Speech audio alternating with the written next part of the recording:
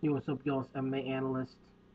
Obviously, you can see things are a little different. I'm not at home, microphone messed up, visual all messed up, and I'm just, checking in. I know a lot of people probably want to hear what I gotta say. Um, First things first, mad props to Chris Lieben. Came out and just did what a lot of guys wouldn't even try, going for arm bars off the back. When you know you can lose a position and be put in a real tough situation against a guy with some good jiu-jitsu like Akiyama, good judo, and he's going for arm bars and triangles off his back, just really going balls to the walls, like damn. And then catching that triangle. I know they were both tired and stuff, but Lieben was doing more work off his back, so mad props to Chris Lieben. Wow. Um, Stephan Bonner, good job. He got the win.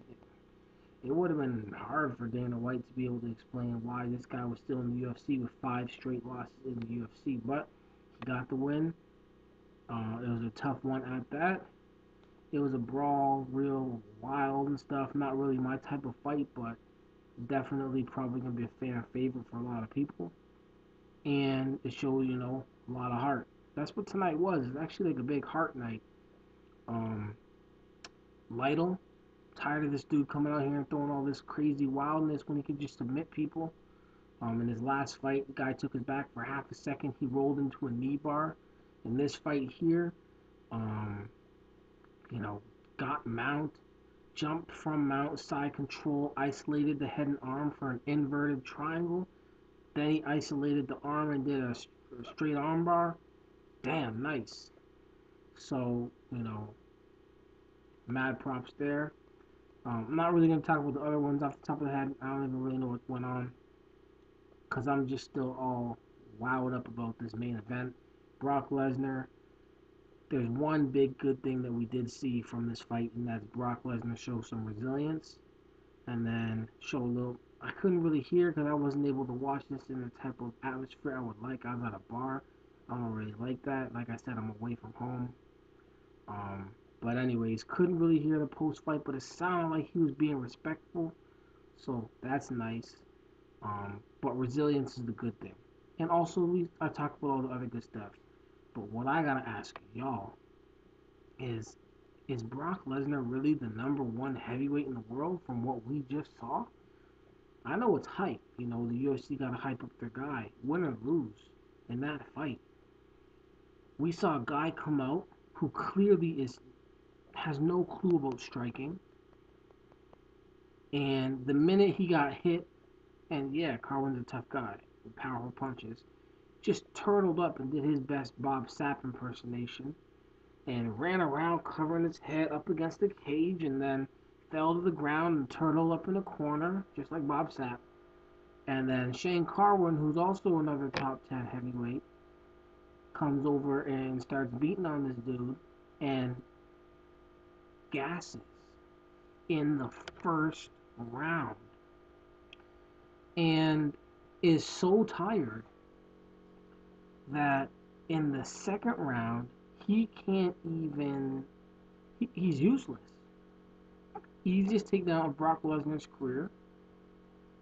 Open his that half guard was wide open. He could have passed that whenever he wanted to. Went right to mount.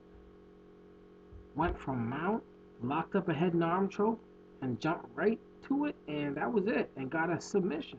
So, like I said, resilience from Brock Lesnar.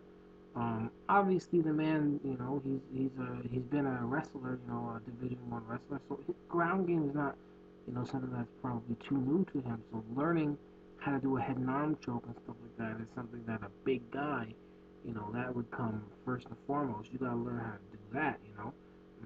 I wouldn't be surprised if he knew how to finish, a Munson choke either. Um, but are those two of the best heavyweights in the world? Shane Carwin, who couldn't go 6 minutes, and Brock Lesnar, who, yes, came back and won, with the submission. But is that what we call, one of the best heavyweight in the world? Somebody who, He won by submission. Like, that shouldn't be, so crazy to think that the best heavyweight in the world won by submission, because that's what we're going to hear. Oh, Brock Lesnar won by submission. That's crazy. I mean, it is, considering his situation. But really? He got punched and just completely turtled, shelled up, no kind of stand up, fell against the cage, and just tucked and kind of hid and weathered the storm. Props for weathering the storm, but I don't know, y'all. I think that anybody that can go 10 minutes with some wrestling and a little bit of striking will be some problems for these dudes. Um, but I don't know, because it just seems like, Carwin was able to do his thing against, Gonzaga and Mir. And Brock Lesnar's now been able to beat, Carwin, Mir, Herring, Couture, so he's stepping up to the plate and he's winning when he needs to win. So I don't know, though. Obviously we know that the next situation is Brock Lesnar versus Cain Velasquez. Cain Velasquez, his only issue is, that chin of his. He can't afford to get hit on that chin and temporarily go out, because the next time when that happens, Brock Lesnar will be on him. So he can't afford to have that happen. But he's definitely got better striking. He's got great wrestling. He's fast. He's got, good ground game.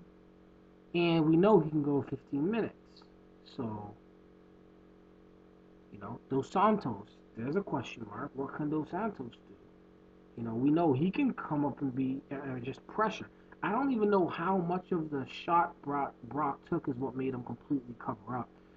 I think it was that he was getting swarmed and he just covered up. He's like, oh man, I'm getting swarmed. So I don't know. Dos Santos, how good is your takedown defense? You know what I mean? That's what I'm trying to say, man. Like, all these heavyweights, these guys are unproven right now. Brock Lesnar, we learned a lot about him today, but we still don't know a lot about him. We learned a lot about Shane Carwin. That dude, he blew his load in the first round, didn't have anything for round two. Dos Santos, we still don't know if how his takedown defense is. How is he off his back? How is his jiu-jitsu? You know, these are some big questions for us to be asking about guys that are all in the top 10. All I know is from what I saw today, just a few hours ago, Alistair Overeem, hell, he might be, number. I think he'll beat Kane and Brock from what I saw. From what I saw, and I know Fedor lost just about a week ago, but from what I saw today, from what I saw to just a few minutes ago, Fedor beat those dudes too. I said it in the first place. He lost, whatever. But now I'm looking at it like, really? Are these guys the best in the world? Is Brock the number one heavyweight in the world right now? Just because he's big? So, congrats to all the fighters, especially congrats to Chris Lieben. Congrats to Stephan Bonner. I don't know what's happening right now. I think the post-fight conference thing. If I was Dana White, I'd probably have to give out 3 submission of the night awards, because you got Brock Lesnar, who's in the biggest fight and gets this very unexpected submission. So you kind of want to have to give it to him. But then you have Akiyama getting submitted by Chris Lieben, and that's like a legitimate submission over a guy who just shouldn't really be getting submitted by triangles, by a guy who really shouldn't be submitting people in triangles. So you kind of want to give it to him. And then you have the actual best submission of the night, which was Lytle catching an inverted triangle, keeping him in position, and then getting that straight armbar. How do you decide between those 3? Hopefully Dana doesn't just say, all right, we're going to give some more money to Brock for the big one. If I do have to pick any one of those 3 guys, and I have to pick one, I might have to just give it to Chris Lieben, because of the circumstance. It was still a nice triangle, and who he was submitting. Anyways, y'all, what do you guys think? I'm probably gonna catch a little flack. Y'all should know, I'm not really much of a anybody hater. I've been giving nothing but respect to Brock Lesnar since I found out that he was even gonna do MMA. But I'm hearing a lot of stuff about these different titles that are being thrown around. We're gonna find out who the baddest man of the planet is. Is it Shane Carwin or is it Brock Lesnar? And from what I saw tonight, if those dudes are the baddest man on the planet, man, Earth is small. MMA, y'all, it's important.